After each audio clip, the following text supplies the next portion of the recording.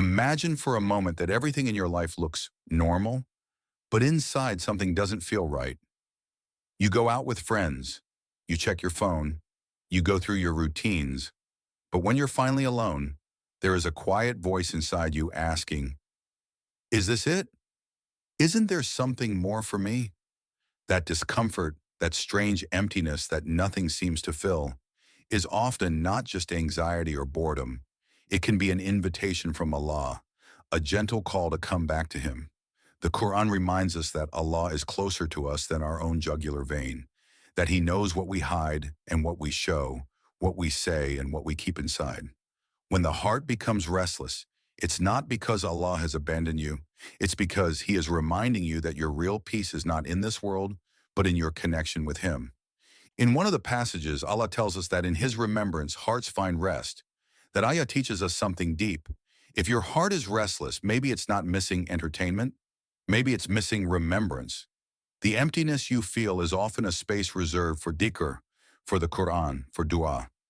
So when that feeling of discomfort appears, instead of running to distract yourself, pause for a moment and ask, what if this discomfort is an invitation?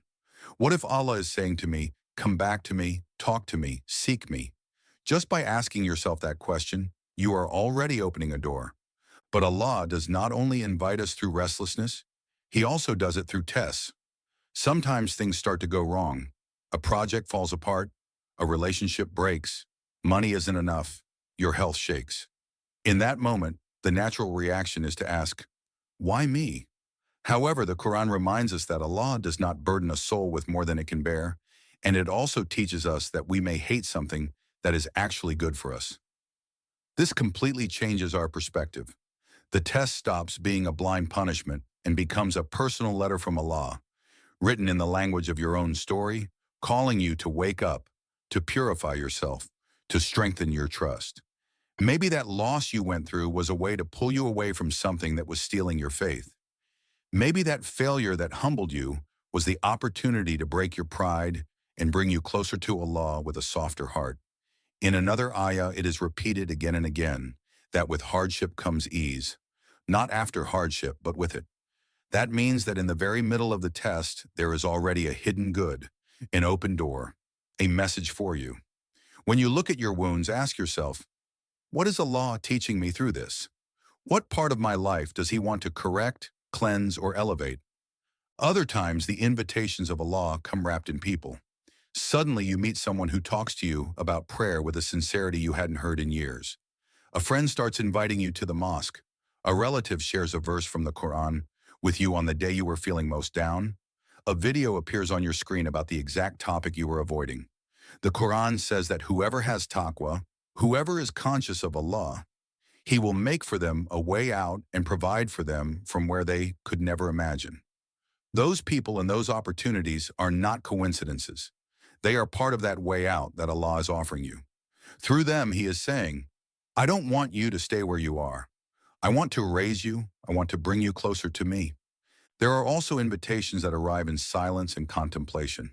When you look at the starry sky, when you listen to the sea, when you feel the wind on your face, something inside you recognizes the greatness of its creator. The Quran invites us to reflect on the creation of the heavens and the earth and the alternation of the night and the day, saying that in all of that, there are signs for those who reflect. Those signs are not just pretty landscapes. They are living messages that tell you, look at the order, look at the perfection, look at the beauty. Do you really think your life has been left outside the plan of the one who created all this? Every sunrise can be a new invitation. Every sunset can be a reminder that just as the day ends, this life will also end. And what truly matters is the relationship you build with your Lord.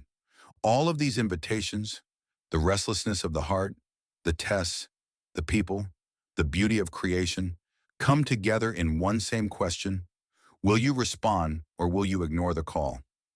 Allah, in another ayah, tells His servants who have wronged themselves not to despair of His mercy because He forgives all sins.